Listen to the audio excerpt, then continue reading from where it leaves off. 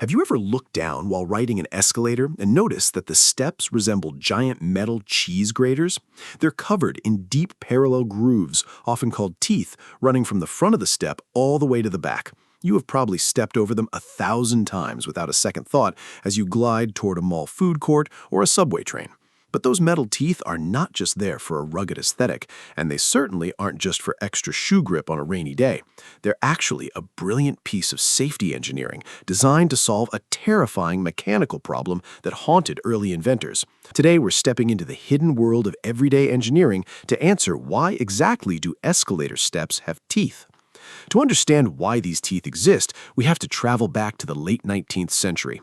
One of the first successful working escalators, originally called an inclined elevator, was introduced by inventor Jesse Reno in 1896 as a novelty ride at Coney Island. Shortly after, Charles Seeberger partnered with the Otis Elevator Company to create the first commercial escalator with actual flat steps. But these early step designs had a glaring and dangerous flaw.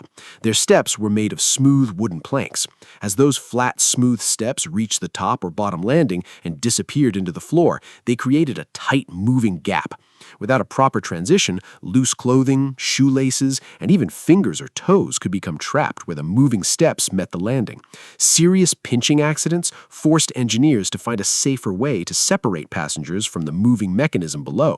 But that's not even the strangest part of the design. The solution they developed was a masterpiece of simple engineering called the grooved step and the stationary comb plate. If you look closely at the landing where you step on or off an escalator, you'll see a stationary metal plate with comb-like teeth. This is called the comb plate. The parallel grooves on the moving steps perfectly interlock with the teeth of this stationary comb. Instead of the steps simply sliding under a flat floor, which creates that dangerous trap we just talked about, the teeth mesh. As the step slides beneath the landing, the comb helps guide shoes, luggage wheels, and small debris smoothly off the moving step. These interlocking teeth keep the gap extremely small, greatly reducing the risk of clothing or footwear becoming trapped. But the safety features don't stop at the top and bottom landings. Have you noticed that the vertical part of the step, known as the riser, also has teeth? These mesh perfectly with the back of the step directly below it. As the escalator transitions from a flat surface into a staircase, the steps rise and slide against one another. If these vertical faces were completely smooth, the gap between them could catch the back of soft rubber shoes or long pants.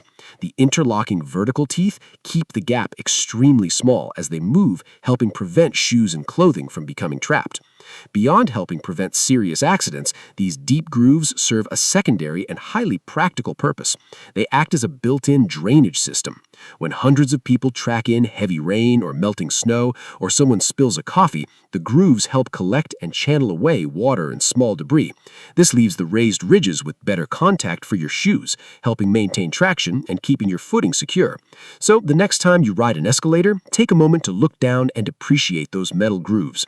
They're an innovation that has been protecting riders for well over a century, quietly helping keep you safe from the heavy machinery moving just inches below your feet. It's a simple thing with a deeply surprising history. If you enjoyed this journey into everyday engineering, please hit that like button and share this video with a curious friend. Make sure to subscribe for more hidden stories. See you next time, and stay curious.